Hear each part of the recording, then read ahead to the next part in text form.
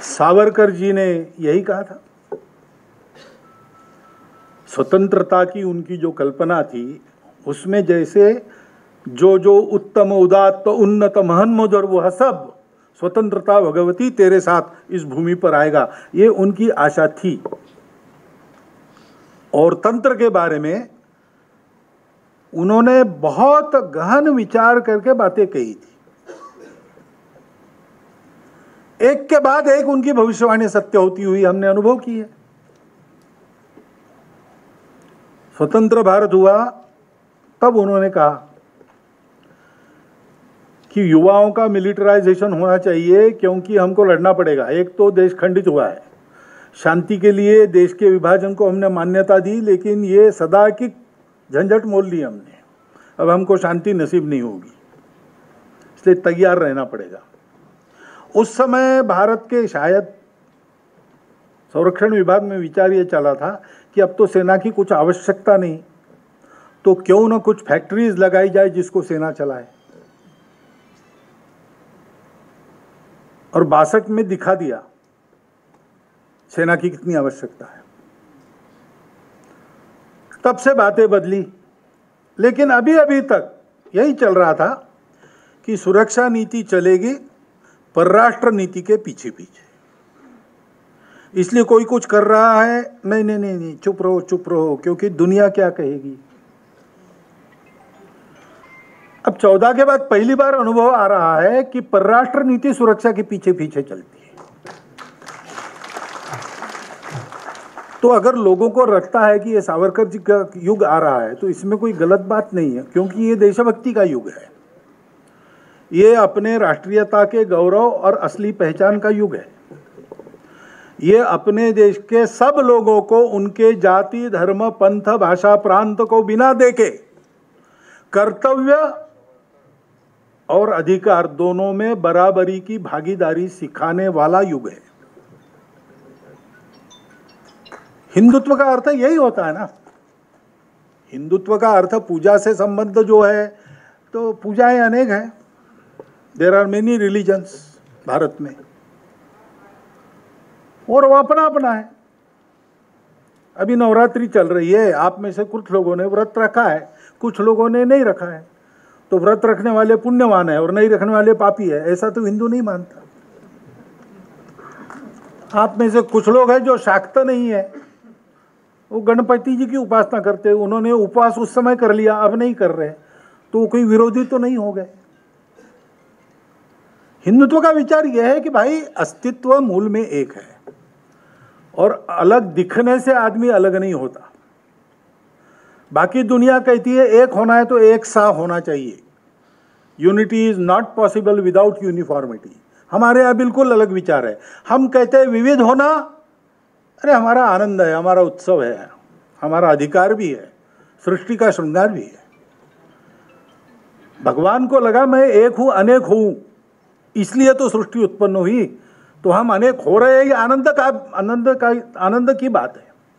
लेकिन हम विशिष्ट है, विविध है, अनेक है, इसका मतलब हम अलग है, ये बिल्कुल नहीं होता। Existence is one. केवल मानव नहीं, चराचर सृष्टि, जो विज्ञान भी आज सिद्ध करता है। सावरकर जी शुद्ध वैज्ञानिक मनोवृत्ति के थे। अभी बताया, सावरकर जी यानी तर्क। किसी भी बात को उन्होंने आंख मूंद कर स्वीकार नहीं किया। प्रत्यक्ष अनुभव के धरातल पर और बुद्धि के तर्क के आधार पर जो सत्य उनको प्रतीत हुआ, उन्होंने बेबाक कहा, परिणामों की चिंता नहीं की। मेरा क्या होगा इसकी बिल्कुल चिंता नहीं की। उनका जीवन तो मेरा क्या होगा इस थीम पर चलने वाला जीवन था ही नहीं। स्कूल में पढ़ते समय उन्होंने प्रतिज्ञा की थी कि देश की स्वतंत्रता के लिए सर्वस्व समर्पण करके मैं जीवन जीऊंगा।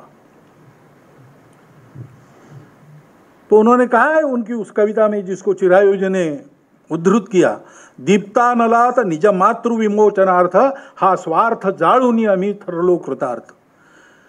मातृभूमि के मुक्ति का ये जो प्रज्वलित अग्नि है, उसमें हमने स्वार्थ को जला दिया और कृतार्थ हो गए, और इसका कोई पश्चाताप नहीं। मेरा बड़ा भाई वो जेल में है, उसकी तुम्हारे वेदी पर बलि चढ़ रही है। छोटा मैं स्वयं भुगत रहा हूं, छोटा भाई भी कारावास में है, लेकिन ये क्या है, हम अगर 7 भाई होते तो सब तुम्हारे ही ठंडल पर हम बलि देते। उस कविता का नाम है मृत्यु पत्र। अंडमान से उन्होंने अपने भाभी को भेजा, वापस आएंगे कि नहीं आएंगे पता नहीं, तो पत्र लिखते थे और प्रतिभाशाली थे, ओजस्वी कविता। तो वो कविता उन्होंने लिखी, उसमें सब विचार ऐसे ही है।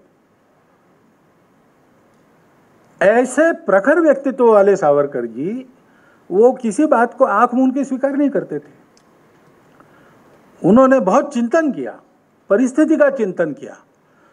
आप ये मत समझिए कि मुसलमानों के शत्रु थे, उनकी उर्दू गजलें भी है एक से एक।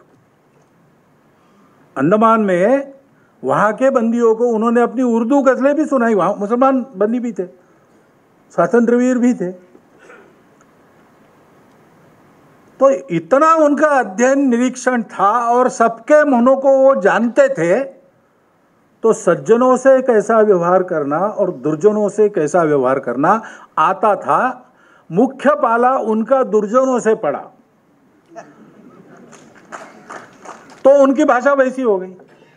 अब लड़ाई में थे तो लड़ाई में तो कोई लड़ने वाला संधि की बात नहीं करता, वो दूसरी एक डिप्लोमेसी पीछे से चलती है, उसमें दरवाजे खुले रहते, वो होना चाहिए, होता है। लेकिन जो सामने सेनापति है वो ऐसी भाषा नहीं करता कभी। उनका वो रोल था और वैसा उन्होंने किया। लेकिन हम जानते हैं कि उनके विचारधन को हम समग्रता से देखें और देखें तो जो बात अभी मावरकर जी ने बताई है उनके बारे में, पुस्तक में वेल रिसर्च्ड ऐसी लिखी है, वो 100% सही है। लेकिन ये कैलमनी जो होती है ना, अपने प्रजातंत्र में राजनीतिक विचार के अनेक प्रवाह है और होते ही है। प्रजातंत्र नहीं होता तो भी हमारे यहाँ तो ये माना जाता है कि मतभिन्नता ये स्वाभाविक है। हम संगठन सूक्त कहते हैं, उसमें एक जगह सहज चित्त ऐसा शब्द है, बाकी सब जगह समान या सम ऐसा शब्द है। समानो मंत्र समिति समानी समानम मन सहज चित्त मेषाम। विनोबाजी भावे कहते हैं कि ऋग्वेदकार मनुष्य को जानते थे, इसलिए उन्होंने ये माना कि चित्त समान है, समिति समान हो सकती है, मन समान हो सकता है, मंत्र समान हो सकता, सब मनुष्य का चित्त समान नहीं होता है कभी। इसलिए मत एक बात के अनेक लोगों के हमेशा अलग अलग होते हैं। लेकिन एक बात होती है कि हमारे मत अलग है तो भी हम एक साथ चलेंगे। ये जहाँ होता है वहाँ मतों का शास्त्रार्थ होता है, एक सहमति बनती है। जिनका नहीं माना गया वो अपना मत उसमें विलीन कर देते हैं और पूरा समूह आगे बढ़ता है, कदम से कदम मिला के आगे बढ़ता है, एक स्वर में बात करता है। हमारी राष्ट्रीयता के ये सारे मूल तत्व है। उसका उद्घोष करने वाले सावरकर जी को, ये जिनको ये उदारता पता नहीं है, उन लोगों ने बदनाम करने का अखंड प्रयास चला है, आज भी चलता है। वास्तविक सावरकर जी के समकालीन अन्य विचार के जो लोग थे, उस समय के लोग एकदम गहरे और ऊंचे लोग हैं। उनके मतभेद स्वाभाविक मतभेद है। गांधी जी के और सावरकर जी के मतभेद तो जग जाहिर है। कोई ये सिद्ध करने का प्रयास बिल्कुल न करे उनके